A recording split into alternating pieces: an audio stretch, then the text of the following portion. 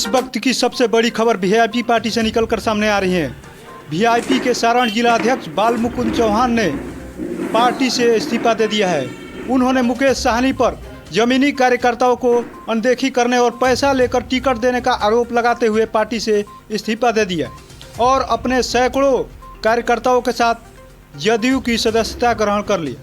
उसके बाद उन्होंने क्या कुछ कहे जाते हैं, छोड़े जाते हैं वीडियो के साथ। वीआईपी छोड़ करके आप जदयू में शामिल हुए, क्या मुकेश साहनी जी नाराज नहीं होंगे? नहीं, मुकेश साहनी जी नाराज इसलिए नहीं होंगे कि मुकेश साहनी जी के साथ एक ऐसा वाक्यांश है कि जिनको पार्टी में वो जोड़ते हैं तो जोड़ने के बाद फिर कोशिश करते हैं कि उसके स्थान पर अगर कोई मजबूत यानी कि पैसे वाला व्यक्ति आ जाता है तो वह व्यक्ति उनके सामने बौना सिद्ध हो जाता है। मतलब जमीनी कार्यकर्ताओं को नहीं, जमीनी कार्यकर्ताओं की जरूरत उनको नहीं है, उनको सिर्फ पैसे वाले कार्यकर्ता उनको चाहिए और पढ़े लिखे लोगों की ज़रूरत उनको नहीं है, क्योंकि मेरे जैसे बहुत ऐसे कार्यकर्ता हैं और विशेष करके चौहान समाज से उन्होंने चुनाव में भी ये वादा किया था कि मैं सारण के धरती से चौहान समाज से यानी नुनिया समाज से मैं चुनाव लड़ाऊंगा। टिकट भी गया था, लेकिन आप देख ही रहे हैं कि उनको कौन लोग ज़्यादा प्यारा है, चाहे सारण का धरती हो या बोचहा हो, चाहे फिर आपको कुर्नी हो। आप देख ही रहे हैं कि कार्यकर्ता भाड़ में जाए की तो बात करते हैं, लेकिन अति पिछड़े को टिकट नहीं देते हैं। टिकट के समय कुछ और ही सुनने को आता है। हाँ, टिकट के समय उनके साथ सबसे प्यारे लोग स्वर्ण समाज के लोग उनके साथ हैं और मैं अति पिछड़े समाज के लोगों से। वो अति पिछड़े की राजनीति नहीं करते हैं। अति पिछड़े के नाम पर बैलेंस तो बनाते हैं, लेकिन टिकट अति पिछड़ों को वो देना नहीं चाहते हैं। यही कारण है कि राजभूषण चौधरी से लेकर के तमाम लोग पार्टी में, अशोक चौहान वगैरह वगैरह जितने लोग थे सभी लोग पार्टी से कनी काट लिए, हट गए। और लिया जाए कि अति पिछड़ों को दरकिनार कर चुके हैं। जी, मुखौटा है। जी, आपने सही बोला।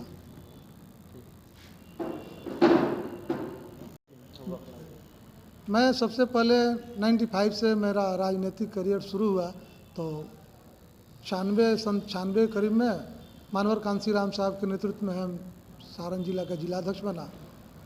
पहले जुआध्यक्ष बना, उसके बाद जिलाध्यक्ष बना। मानवर साहब हमारे कार्यक्रम से खुश होकर के उन्होंने राज्य कार्यकारिणी का सदस्य बनाया, बिहार राज्य कार्यकारिणी का सदस्य। उसके बाद बसपा में मैं महामंत्री रहा, चौहान भाईचारा का प्रदेश अध्यक्ष भी रहा।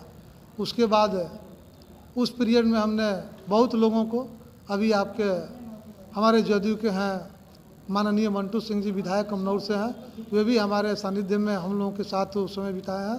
परसा प्रखंड में पदाधिकारी हमने उनको बसपा का बनाया था। हमने 2009 में आरजेडी से रविंद्रनाथ मिश्रा जी को ले जा करके बहुजन समाज पार्टी से चुनाव लड़ाया। माननीय निवर्तमान हमारे उपसभापति सलीम परवेज जी हैं, उनको भी मैं बहुजन समाज पार्टी से चुनाव लड़ा चुका हूँ। उपसभापति तक का सफ़र उन्होंने तय किया।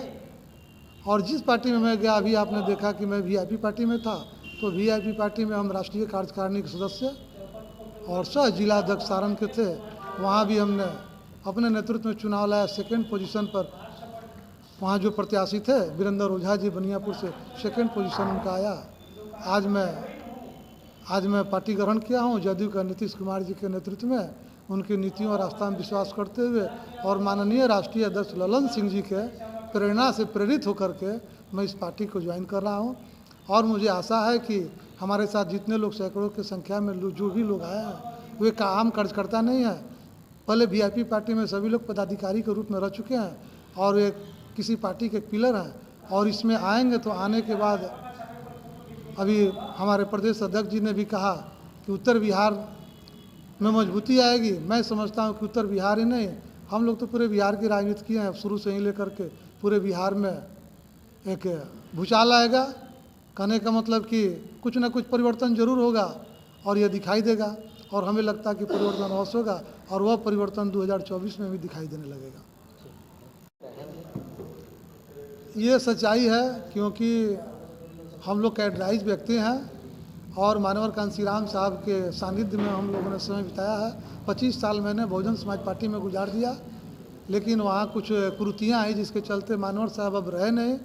तो फिर हम तो जदयू में भी आए थे, बीच में थे, लेकिन क्या पता कुछ लोगों को हमसे अच्छा नहीं लगता होगा, इसलिए हम वीआईपी तो पार्टी ऐसा कह सकते हैं ना कि घर वापसी हुई आपकी। नहीं, इसके पहले तो हम वीआईपी पार्टी में हम थे और जी जान लगा करके मुकेश सहनी जी को हमने साथ दिया और उसका परिणाम भी दिखाई दिया। मैं जिस इलाके से आता हूँ सारण के धरती पर, वहाँ मैंने इतना काम किया कि 11 सीट मुकेश सहनी जी को अगर मिली तो उसमें से 1 सीट सारण के धरती पर गया। लेकिन मुकेश सहनी जी में हमने एक चीज़ देखा कि काम तो सभी अति पिछड़े समाज के लोग मिलजुल के करते हैं, लेकिन टिकट के समय में उनको दे नहीं पाते हैं। जब पैसा देकर देते हैं क्या टिकट? अब ये तो वो जाने, ये हम नहीं जानते हैं, ये अंदर की बात है।